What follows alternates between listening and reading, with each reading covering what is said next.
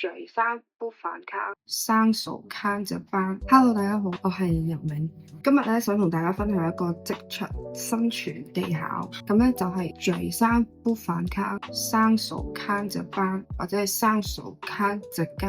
咁簡單啲講係咩意思咧？咁就係如果上級俾你一個指令啦，又或者係老細俾你一個任務嘅時候咧，盡量咧都唔好 say no，第一時間咧都係答應比較好嘅。即使咧呢樣嘢聽起上嚟咧非常之唔合理都好啦，都千祈唔好第一時間就反駁對方。首先你要記住啦 ，decision maker 咧係你嘅上級，係你嘅老細。就算咧呢件事出現咗問題咧，個結果咧都唔係你嘅責任嚟嘅。當然啦，如果你依家遇到一個經常將佢嘅決策導致嘅壞結果嘅責任推喺你身上嘅話咧，咁我覺得你應該係要跟過第二個老細嘅。點解會咁講咧？有3個原因啦。第一個咧就係喺上司嘅角度咧，佢每次下達一個任務嘅時候咧，佢會覺得佢需要浪費太多口舌去說服你去做一件事情，佢會覺得你係一個好難溝通而且浪費時間嘅下屬。呢個係人嘅第一自然反應嚟嘅，所以你好難避免佢哋會有咁樣嘅感覺啦。所以點解我推薦大家就算有相反嘅意見都唔好即時提出嚟。咁第二個原因咧就係如果你係啱嘅話咧，但係你冇證據去講啦，大部分人咧只會相信佢哋對眼見到嘅嘢啦。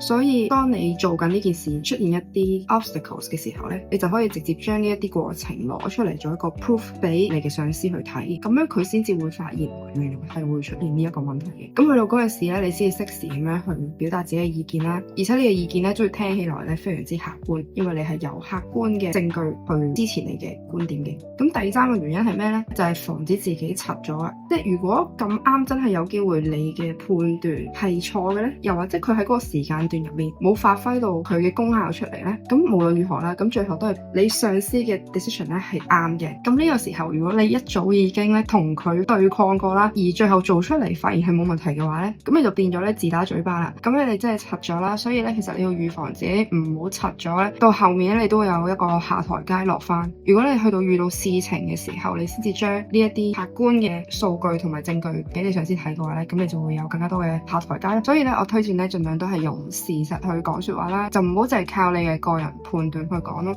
當然如果你個人對於自己嘅判斷係好有自信嘅話咧，我就好推薦你自己出嚟創業自己做嘅，咁你就唔使成日咧要咁委屈做呢啲嘢啦。咁但係如果你而家都係打工嘅話，我覺得都係多啲用事實去講嘢咯。咁今日條片就嚟到呢度啦。